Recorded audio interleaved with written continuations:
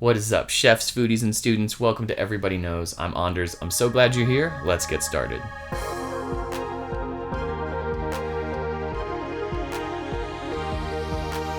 Today we are talking about Katsuobushi, which is the traditional dried bonito fish from Japan. This is an ingredient that comes originally from Japan. It is currently well known in Japanese and fusion cuisines, but if you're investigating origins and cultures, be sure to research the time period as well, since many foods are brought to cultures from elsewhere or develop over time. This is one of the most well-known preserved fish products in the world, and what essentially happens is a whole loin of this fish is dried and aged until it becomes about as hard as a rock. It's probably also one of the most dense foods on the planet. And then that rock of fish meat gets shaved thinner than paper into these flakes. And these flakes are used traditionally in flavoring all kinds of things in terms of either broths or soups or stocks, but also can be used as a topping. And so the product that we're looking at today is one that you can find on the shelf in a store, I think essentially just used as a condiment. And so you can put this on top of anything and just eat it. You don't have to take it out or anything. It's a very fine, it looks almost like sawdust or wood shavings, but extraordinarily thin. And so when we're looking at it, we basically are looking at a very light brown, maybe reddish flake that should be nice and dry, shouldn't be gummy. You will not see any resemblance to a fish of any kind. That's just sort of how this product is.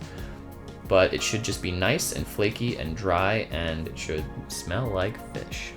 Okay, in terms of aroma, the aroma is quite strong, and it smells fishy, very oceanic. Definitely has sort of like a concentrated, dried, preserved kind of flavor.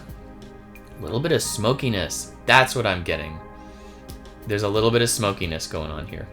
I think traditionally these are actually dried over fire, so that makes a lot of sense that it would be smoky.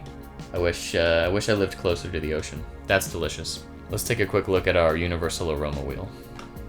All right, so we are clearly in the marine category. You might be like, oh wait, it's meat. It is, but it came from the ocean, which sort of overrides the meatiness. However, if we look at the marine category, we see a meaty subcategory, which is where all the meat from the ocean is.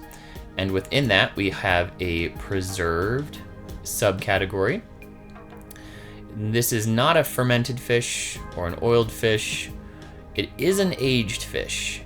And it is a dried fish, so we are sort of right on the edge of those two subcategories, which is perfect. Bonito Flakes / Katsuobushi. I think this is appropriately organized.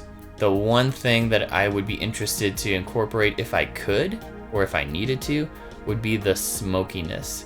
And I'm not sure that I need to, because that's sort of like its own aroma, in a sense, because you can smoke pretty much anything on this wheel, and it becomes a smoked whatever that is. And so this is a smoked aged fish. I think it probably goes without saying that if you put the name Katsuobushi on there, that it's like, oh, it's smoky. I'm not sure. You let me know if you think there should be some kind of smoked component to this, either ingredient or subsection or something. Otherwise, I think it stands pretty well on its own. It is pretty strong. It's a dried fish, so that marine quality is very strong. The smokiness is also strong enough. I think as it's used to flavor broths and stews and soups and everything, and or right on top, it's a really nice salty addition that kind of just adds a little bit of depth as well as saltiness, but also adds a really nice marine fishy quality if that's what you need from a dry, shelf-stable ingredient. Let's take a quick look at the flavor Bible. Okay, so it does have a section for bonito flakes, dried, and it's very small. And it says that it would go well with anchovies, capers, garlic, Japanese cuisine, oil, scallions, stock, and vinegar. However, it also says to see tuna. And within tuna, we have a lot more things to look at. I will give you a summary, but basically avocado, basil, bell peppers, butter, chili peppers, chives, cilantro, garlic, cucumbers, lemon, lime, mushrooms, mustard, oil, olives, onions, parsley, pepper, salt, scallions, sesame, soy sauce, thyme, tomatoes, and vinegar, and wasabi. So, a healthy smattering of a variety if you consider it sort of as a tuna ingredient. Otherwise, I do think this particular dried fish product pairs well with pretty much anything Japanese cuisine or Japanese fusion cuisine.